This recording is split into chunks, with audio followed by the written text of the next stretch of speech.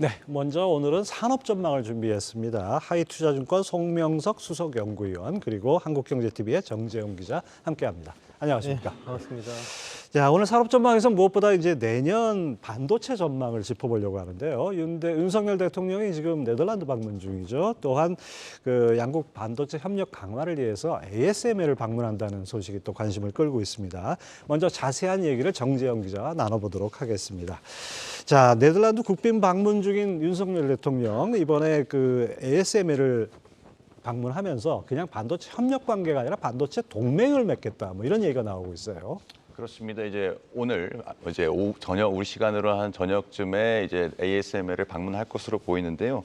반도체 업황이 반등하고 다시 본격적으로 이제 초미세 공정 경쟁에 대해서 관심이 좀 생기면서 이때 원활한 이제 EUV, 그러니까 극자외선 노광 장비의 어떤 공급망을 더 탄탄히 하겠다는 의도로 이번 방문이 좀 이루어질 것으로 이렇게 보입니다. 윤 대통령과 이재용 그리고 최태원 회장이 이제 빌럼 알렉산더르 네덜란드 국왕과 그리고 피터 베닝크 ASML 회장과 이제 ASML 핵심 시설인 이제 클립 룸을 방문할 것으로 예정이 돼 있습니다.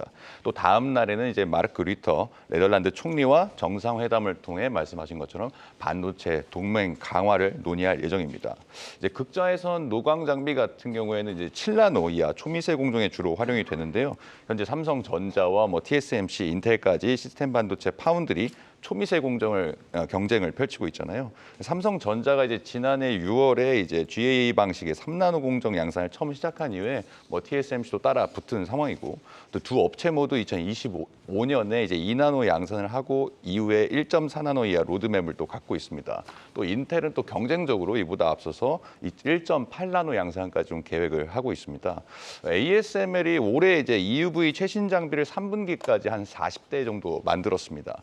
4분기에 한 10여 대가 더 추가로 생산이 될 예정인데 수량이 정말 안 되잖아요. 그러니까 해당 장비 수급이 막히면 이제 반도체 기술 개발에 대한 로드맵도 지연이 되는 것이기 때문에 안정적인 공급망 협력이 이번 방문에서 좀 중점적으로 논의가 될 예정입니다. 네, 뭐 대통령의 국빈 방문에 이재용 삼성 회장하고 SK의 최태원 회장이 동행한 이유가 딱 이해가 됩니다.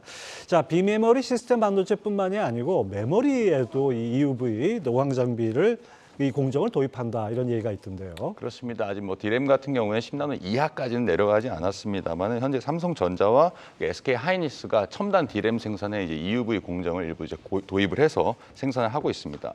삼성전자 같은 경우에는 10나노 3세대 디램에 그 SK 하이닉스 역시 10나노 4세대 모바일 디램의 EUV 공정을 좀 활용하고 있습니다. 공정이 미세화된다는 건 이제 한 웨이퍼당 더 많은 양의 이제 디램을 생산할 수 있기 때문에 예를 들어서 4세대는 3세대보다 25% 수량을 확보할 수 있게 되는 거죠. 또 초미세 공정이 이제 올해 반도체 업계를 좀 뜨겁게 달궜던 HBM과도 그렇게 무관하진 않거든요. HBM 자체가 디램을 쌓아서 올려서 성능을 극대화하기 때문인데 그만큼 이제 디램 자체에 초미세 공정이 도입되면서 품질도 좋아지기 때문에 앞으로 더 많은 EUV 공정이 도입될 것으로 보입니다. 예, 이 극자외선 EUV 공정이 도입된다 이러면 우리 반도체 경쟁력하고도 아주 직결되는 얘기 아니겠습니까? 이 관련해서 이제 이 차세대 장비 공급도 확보 경쟁이 붙었다고요? 그렇습니다. 이제 삼성전자와 SK 하이닉스가 이제 시스템 반도체와 또 메모리 반도체 기술 발전을 위해서 ASML의 이제 차세대 하이 NA EUV 장비를 이제 활용할 계획을 가지고 있습니다. 현재 EUV 장비 한 대가 한 3천억 원 가까이 된다고 하는데 이 최신 장비는 이거보다 한 2배 정도 더 비싸다고 알려져 있거든요. 그런데 이제 이 TSMC와 인텔이 경쟁적으로 도입을 좀 하고 있는 그런 상황입니다. 이재용 삼성전자 회장 역시 이제 지난해 네덜란드 ASML을 방문해서 해당 최신 장비의 납품 계약을 좀 따낸 것으로 현재는 좀 알려져 있거든요. 그렇습니다. 예. 자, 메모리 반도체 가격 반등이 어쨌든 간에 시작이 됐는데 삼성전자의 시스템 반도체 실적은 그렇게 썩 좋지 않은 것 같아요. 그렇습니다. 이제 메모리 업황 부진과 함께 시스템 반도체도 좀 부진에 빠져서 올해 성적은 여전히 좋지 않았습니다.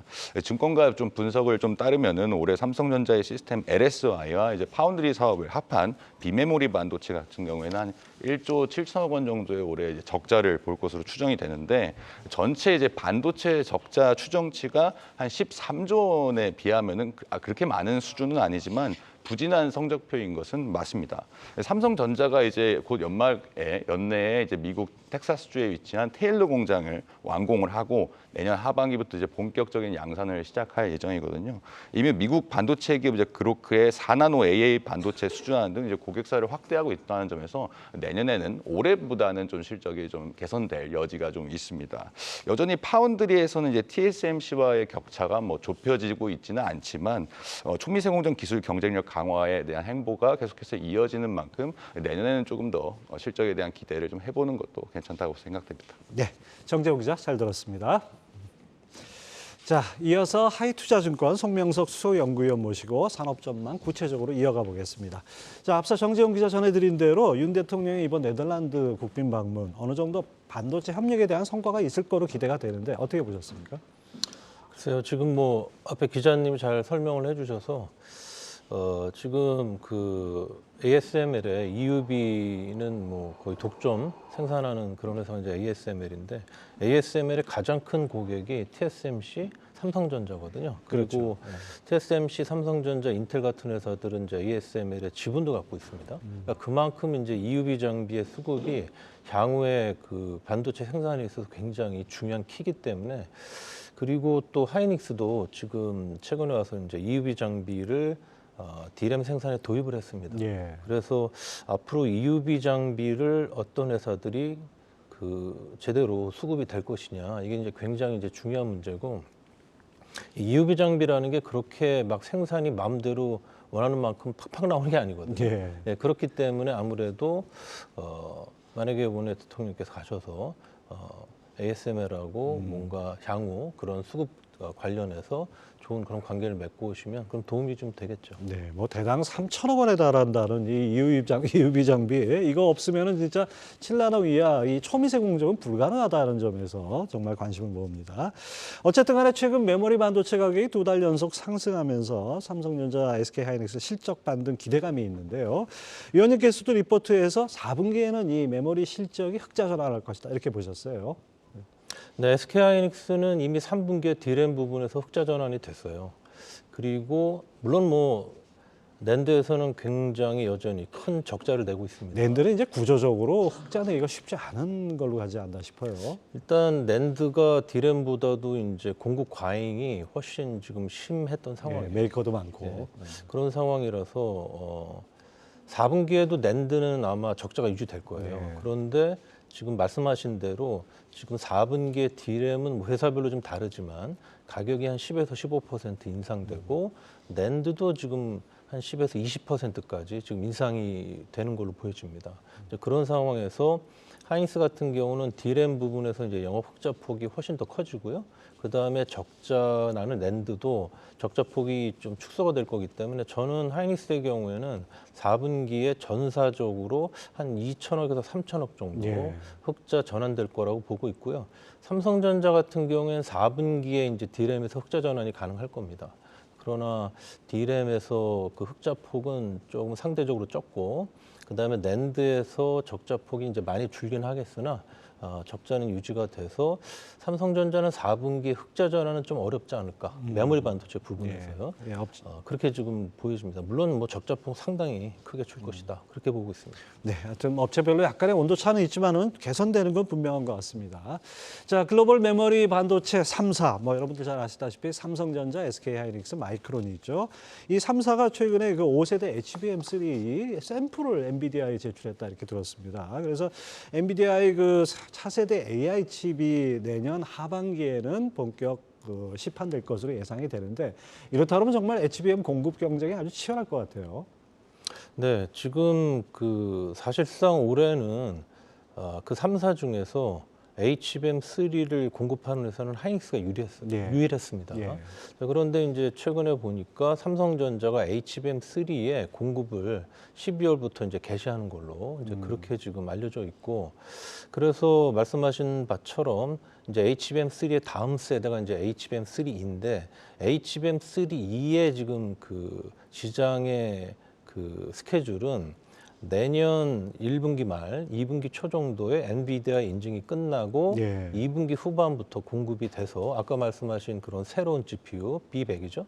거기에 이제 그 탑재가 되는 이제 그런 스케줄로 지금 되어 있습니다. 그래서 그 경쟁력의 관건은 뭐냐면은 사실은 삼성전자가 지금 올해는 하이닉스 대비해서 꽤 늦었잖아요. 그런데 그렇죠. 내년에 말씀드린 그런 스케줄로 삼성전자가 하이닉스 또는 마이크론과 동일한 시기에 HBM3E를 공급할 수 있겠느냐. 이게 이제 관건입니다. 예. 그리고 또 하나는 삼성전자가 이제 다른 회사들 대비 갖고 있는 강점은 그 어드밴스 패키지가 가능하다는 거예요. 아시다시피 지금 그 HBM 들어가는 GPU들은 TSMC 코어스라는 그런 2.5D 패키지를 사용합니다. 그런데 이제 삼성전자는 그 TSMC 코어스에 해당하는 iCube라는 패키지가 있어요. 그래서 지금 HBM을 8개 꼽을 수 있는 그런 iCube 8이라는 그 패키지를 삼성전자가 내년 3분기부터 양산할 계획이에요. 그래서 이게 제대로 된 시기에 좋은 퀄리티로 엔비디아에 또 공급이 될 수 있을까? 이 두 가지가 지금 관건이에요. 그래서 예. 만약에 이게 둘 다 돼버리면 그러면은 이제 삼성전자가 지금까지 열세를 뒤집고 오히려 하이닉스보다 더 앞설 수도 있죠. 왜냐하면 하이닉스는 패키지가 없으니까. 예. 그런데 이제 이게 안 되면 내년에도 하이닉스가 계속해서 앞서가는 그런 그림이 나오겠죠. 지금 말씀하신 그런 이유 때문에 뭐 하이닉스가 상대적으로 삼성전자보다는 주가 탄력이 좀 좋았던 그런 한 해였죠. 자, 어쨌든 간에 이제 삼성전자 또 하나 이 숙제가 이 파운드리 분야입니다. 이 TSMC와 격차가 좀채 줄지 않고 있는데 연구원님 그 리포트 통해서 내년 1분기부터는 삼성전자 본격 개선될 것이다. 3나노 성공 여부는 미지수다. 이렇게 보셨어요. 이 네. 근거는 어떤 겁니까? 일단 개선될 거라고 보는 거 사실 4분기부터 이제 개선은 될 겁니다. 그 개선될 것으로 보는 이유는 뭐냐면 사실 올해는 삼성전자가 갖고 있는 모든 그 테크놀로지, 그러니까 뭐 3나노, 4나노 해서 뭐 7나노, 5나노 그 이전 세대까지 거의 지금 사실은 가동률이 굉장히 낮았어요. 네. 그래서 이제 올해 파운드리 부분 실적이 극히 안 좋았던 거거든요. 그런데 지금 삼성전자가 아마 4분기부터 4나노 생산이 조금 본격화될 것 같습니다.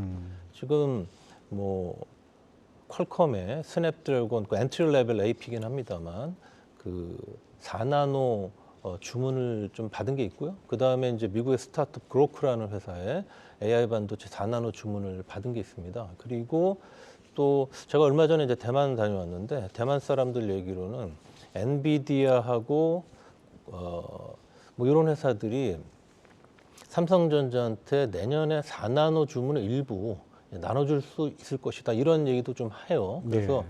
또 내년에 또 그 갤럭시 S24 나오지 않습니까? 사실 올해는 갤럭시 S23에 삼성전자가 자기 자체 AP인 엑시노스를 전혀 못 넣었어요. 발열 문제 이런 것 때문에.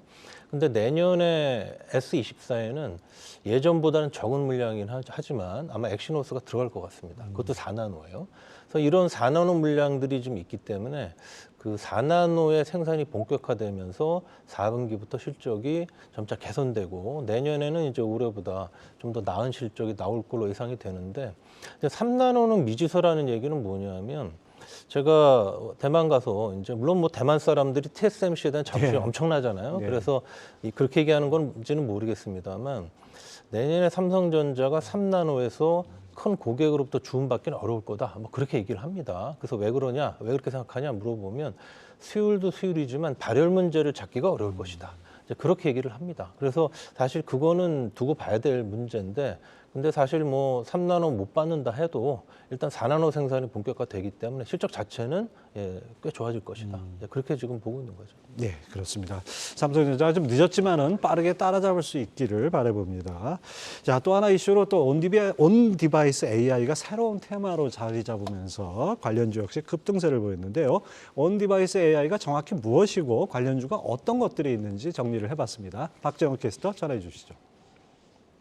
최근 온디바이스 AI 관련주들의 주가 돌풍이 이어지고 있습니다. 오늘 주제 선정이 정말 기가 막힌 게 오늘도 관련 섹터가 정말 강력한 상승 기조를 이어가고 있거든요. 그렇다면 온디바이스 AI란 무엇인지 함께 살펴보도록 하겠습니다.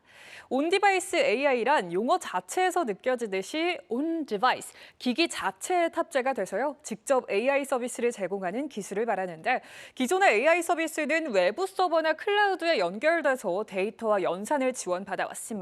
통신이 불안정할 경우에는 서비스용이 제한적일 수밖에 없었다는 한계가 있었는데 온디바이스 AI는 기기 자체적으로 이렇게 정보 처리를 통해서 인터넷에 연결되고 또 통신 상태로부터 자유롭게 한다는 점에서 차세대 기술로 주목을 받고 있습니다. 또 온디바이스 AI는 기기 내부에서 데이터를 처리하기 때문에 스마트폰에서의 음성 인식이나 사진 분석이 대표적인 기능인데요. 빠른 정보 처리 속도와 적은 정보 처리 비용 그리고 보안 측면에서도 중요한 역할을 하는데 데이터가 기기 밖으로 전송되지 않기 때문에 데이터 보호가 강화되고 유출의 위험은 적어진다는 장점이 있습니다. 사용자 맞춤형 서비스를 제공하기에도 유리한데요. 이러한 특성으로 여러 기업들은 이 온디바이스 AI를 활용한 제품력 경쟁력 강화에 나서고 있습니다. 국내에서는 삼성이 삼성 가우스를 공개했고요. 내년 1월 17일 스마트폰 최초로 온디바이스 AI를 적용한 갤럭시 S24 시리즈를 공개할 예정입니다. 이 밖에도 AMD와 인텔, 메타와 아마존 등 글로벌 기업들에서 AI 이슈가 계속해서 나오고 있는데 이렇게 스마트폰이나 자율주행차, 드론 등 다양한 기기에 탑재되는 온디바이스 AI, 국내 관련주들에는 어떤 기업들이 있는지 함께 살펴보겠습니다.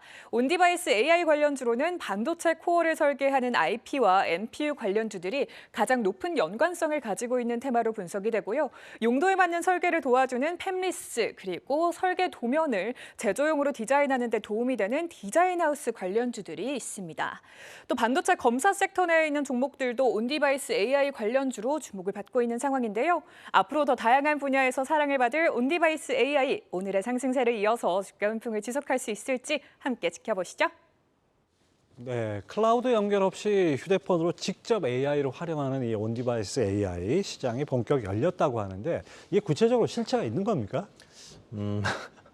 네, 항상 보면요. 어떠한 새로운 것이 등장하면 그게 성장성이 높다고 하면 그러면 주가는 아주 미리미리 반영을 합니다. 그렇죠. 네. 그러면서 이제 주가가 굉장히 올랐다가 실제로 바로바로 그게 실체화되지는 않기 때문에 또 주가 조정 기간을 거치죠. 네. 그다음에 나중에 그게 진짜로 성장하게 되면 또 다시 상승하는 이제 그런 그림들이 나오는 것이 이제 일반적이고 제가 이번에 대만 가서도 제가 만나는 모든 사람들에게 이 AI PC라든지 AI 스마트폰의 내년에 성장 가능성 이런 것들을 집중적으로 한번 물어봤어요. 예. 그런데 제가 만난 모든 사람들은 내년에는 별로 큰 영향 주지 못할 거다. 이제 25년 정도 되면 그때부터 본격적으로 영향을 줄 것이다. 그렇게들 얘기를 하고 네. 뭐 대만의 유명한 그 서버 그다음에 PC ODM 업체인 위스트론의 회장님도 이제 그런 얘기를 한 바가 있고 또 미국의 델 컴퓨터에서도 네. 예, 그런 그 25년 정도 될 것이다 그렇게 얘기를 한 바가 있고 또 반도체 회사들도 대부분 뭐 그렇게 보고 있는 것 같아요. 근데 그렇게 보는 이유는 뭐냐면은 지금 이 AI PC라든지 이런 것들이 사실은 그 개념 자체가 아직은 좀 불분명하다는 거예요. 그러니까 지금 사용하고 있는 PC에 LLM 서비스, 챗GPT 같은 거 그런 거 넣으면 AI PC냐? 네. 이제 그런 컨셉이 아직 명확하지가 않다는 것이고 두 번째로는 AI 전용한 어플리케이션들이 아직 나온 게 없다. 이제 그런 것이고 또 하나 이제 반도체 수요 측면에서 보면은 지금 그 예를 들면 AI PC에 그 들어가는 마이크로소프트의 코파일럿이라는 게 있습니다. 근데 그것을 사용하려고 그러면 D램을 한 8기가에서 16GB 정도 예. 넣어야 돼요. 그런데 지금 현재 이미 게이밍 PC 같은 거에는 16GB가 이미 들어가요. 그러니까 내년에 일부 출시되는 것으로는 큰 영향 없고 25년에 굉장히 많은 그런 AI PC가 또 많은 어플리케이션을 달고 이렇게 나와서 가격도 적당하게 이렇게 나오게 되면 그러면서 이제 본격적인 성장을 할 것이다. 그렇게들 지금 보고 있는 것 같습니다. 네. 뭐 한 2년 후에 벌어질 일을 2년 땡겨서 아마 기대가 좀 반영되는 거 아닌가 싶기도 합니다. 자, 위원님께서 리포트 보니까 이 요즘 잘 나가는 이 엔비디아에 대한 우려를 짚어주셨어요. 이거 좀 구체적으로 설명해 주시죠. 일단 엔비디아에 대한 우려라는 거는 사실 엔비디아 GPU 들어가는 우리나라 HBM에 대한 우려 이거랑 그렇죠. 이제 같이 연동되는 얘기죠. 그래서 엔비디아에 대한 우려라고 이제 말씀을 드리면은 첫 번째는 그 지금 뭐 AMD나 이런 회사들이 엔비디아한테 도전하고 있다고 그러잖아요. 예. 그런데 사실 AMD가 크게 잘 될 가능성이 별로 없어요. 지금 내년에 AMD가 얘기하고 있는 이 관련한 그 GPU 매출이 한 20억 달러 정도 된다고 그러는데 그 자기네 자체의 예상치입니다만 엔비디아가 올해만 해도 뭐 200억 달러 이상입니다. 그러니까 내년에 잘해봐야 10분의 1 정도니까 그게 왜 그러냐면은 지금 엔비디아가 이미 그 시장에 깔아놓은 그런 생태계가 워낙 확고합니다. 예. 뭐 쿠다라든지 또는 뭐 여러 가지 네트워크 관련해서 그래서 그런 것들이 이미 되어 있기 때문에 사실은 진정한 경쟁자는 AMD가 아니고 그 빅테크 업체들이에요. 예, 구글이나 마이크로소프트나 뭐 이런 회사들은 지금 뭐 엔비디아의 GPU가 워낙 비싸고 그 다음에 구하기도 어렵고 하니까 자기네들 AI 환경에 딱 들어맞는 좀 더 간단하고 가격도 싼 그런 그 반도체를 따로 만들고 있어요. 예. 그러면은 그게 만약에 성장한다 그러면 엔비디아 입장에서는 빅테크라는 시장을 잃게 되는 거죠. 그래서 그런 쪽에서 이제 경쟁이 좀 강화될 가능성이 있고, 그 다음에 이제 두 번째로는 지금 그 아까 잠깐 말씀드렸던 그 TSMC의 코어스 그 캐파 할당 문제예요. 자, 올해도 코어스 캐파를 연 5만 장 기준으로 그 정도로 이제 TSMC한테 받았는데 그게 이제 엔비디아가 원하는 물량에 상당히 못 미치는 그런 예. 그 할당량이에요. 그래서 내년에도 지금 한 15만 장으로 200% 늘려달라 그렇게 요청을 지금 했다고 그러는데 TSMC가 여러 가지 이유로 그렇게 해줄 가능성이 굉장히 낮아 보여요. 그래서 이제 원하는 만큼 생산이 안 된다는 문제가 있고요. 그 다음에 이제 또 인터포서라는 코어스 안에 들어가는 그런 또 부품이 있습니다. 근데 이게 나중에 가면은 한 26년 정도 가면 없어질 수 있어요. 예. 3D 패키지라는 거로 이제 넘어가게 될 건데 그때는 이 인터포서라는 게 필요가 없게 돼요. 그러면 내년에 지금 뭐 엄청 GPU가 많이 성장한다고 해서 많이 인터포서도 좀 구매해달라, 좀 만들어달라 이렇게 요청을 해도 그 관련한 업체들 입장에서는 나중에 어차피 없어질 건데 캐파를 원하는 만큼 그렇게 팍팍 늘려주기가 굉장히 부담스럽죠. 그렇죠. 예. 그래서 이제 그러한 부품이라든지 후공정, 캐파 이런 것들을 충분히 못 얻음으로 인해서 원하는 만큼 충분히 GPU 생산이 안 될 수 있는 그런 가능성이 좀 있어요. 그래서 이제 그런 것들이 이제 주요 그 리스크 요인이라고 할 수 있죠. 예, 그렇습니다. 이 엔비디아 뭐 한없이 잘 갈 수는 없으니까 잠시 좀 주춤하는 그런 상황이 있을 수도 있겠습니다.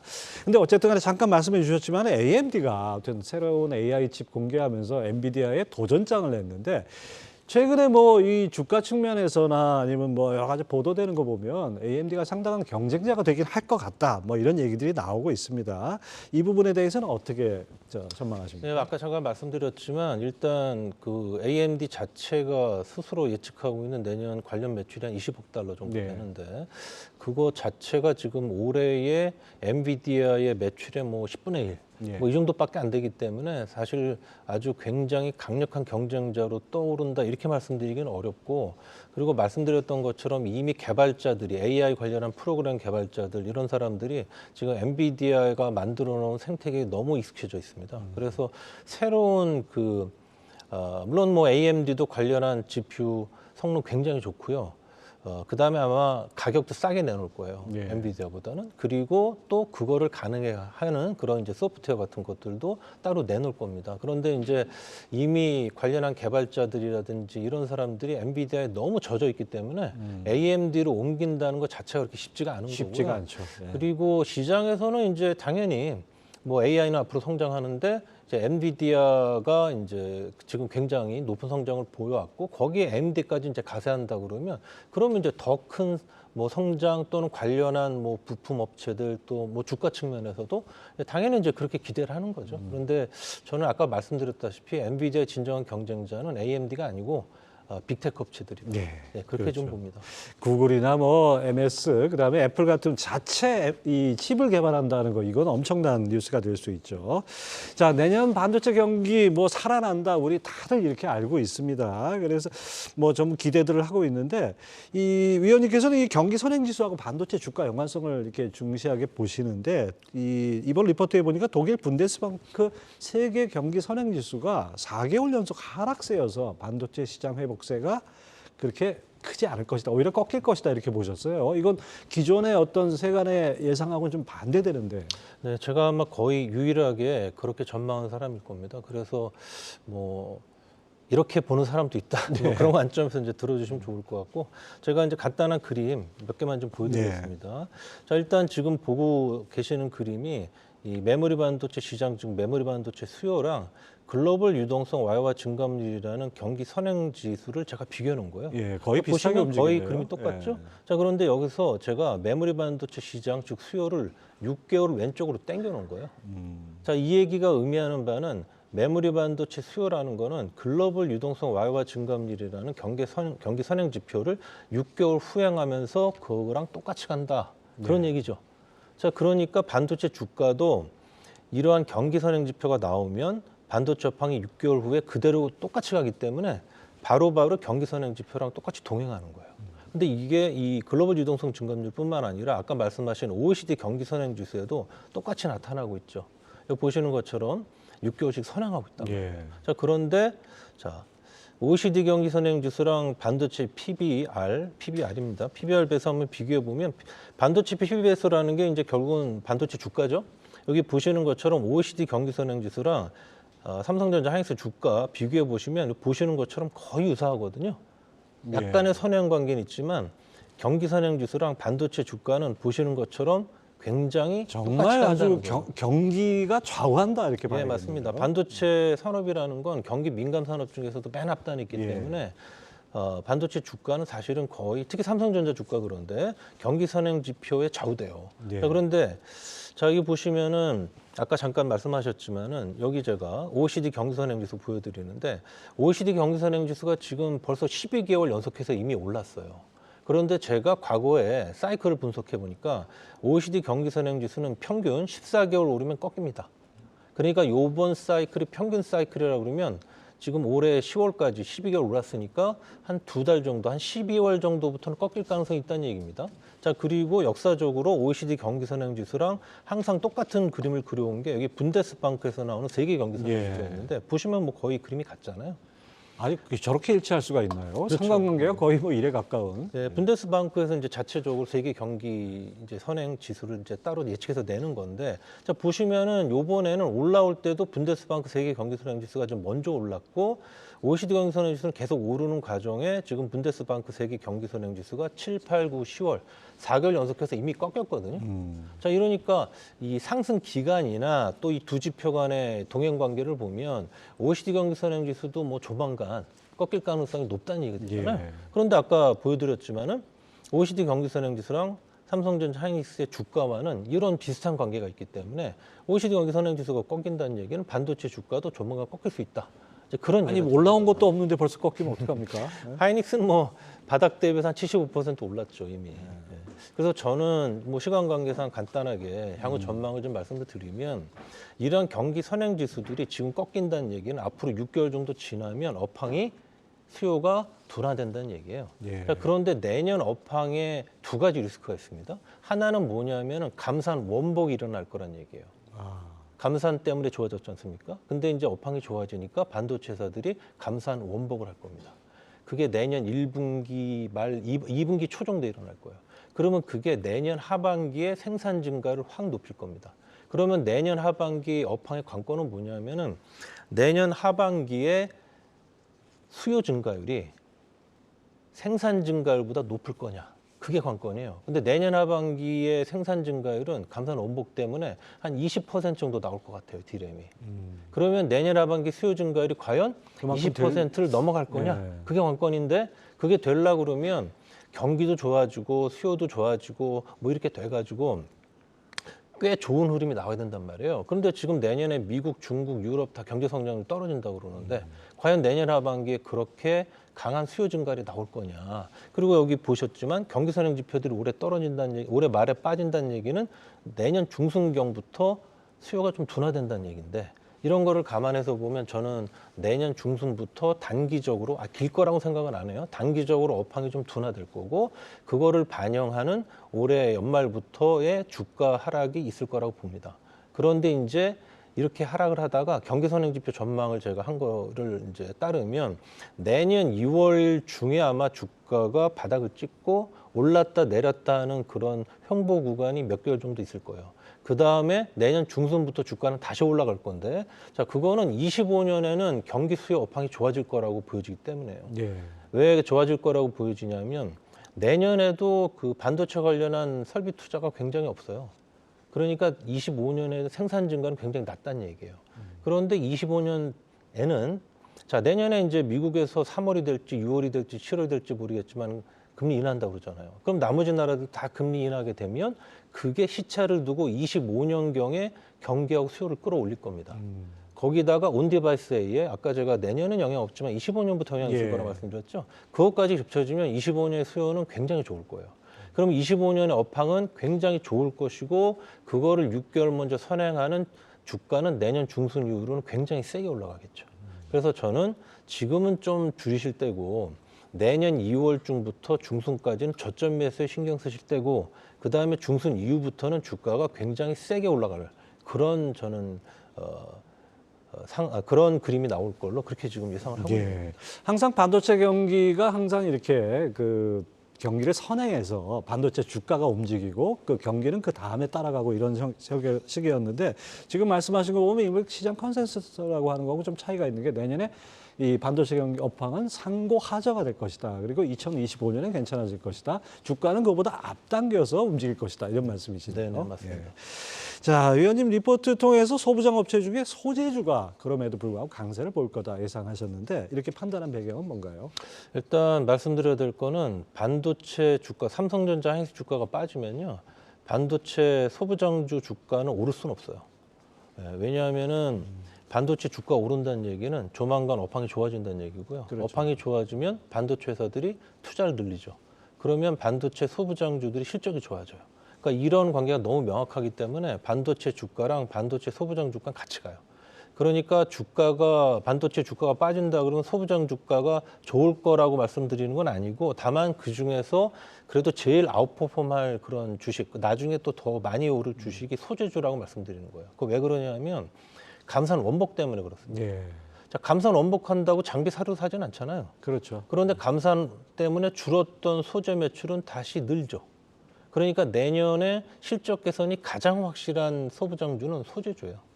그래서 저는 소재주를 제일 먼저 추천드리는 거고 장비주 중에서는 내년에는 삼성전자 캐펙스는 줄고요. 하이닉스 캐펙스는 늡니다.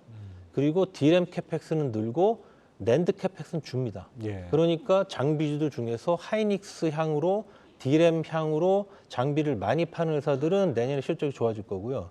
삼성전자 향으로 또 낸드 쪽으로 비중이 높은 회사들은 내년에도 실적이 안 좋을 가능성이 높아요. 그러니까 저는 장비 중에서는 하이닉스 비중 높은 회사, D램 비중 높은 회사 그런 회사들로 이제 좀 집중해서 투자하시는 거를 이제 권고드리는 거죠. 네, 뭐 하여튼 반도체주가 뭐 안 가는 것 같지만 올 들어서 꽤 많이 올라왔는데 오히려 지금 약간의 리스크 관리를 해야 되는 그런 시점이라는 말씀, 약간 색다르게 들리는 그런 말씀을 해주셨습니다. 하이투자증권 성명섭 수석연구위원 함께했습니다. 오늘 말씀 감사합니다. 네, 고맙습니다. 네.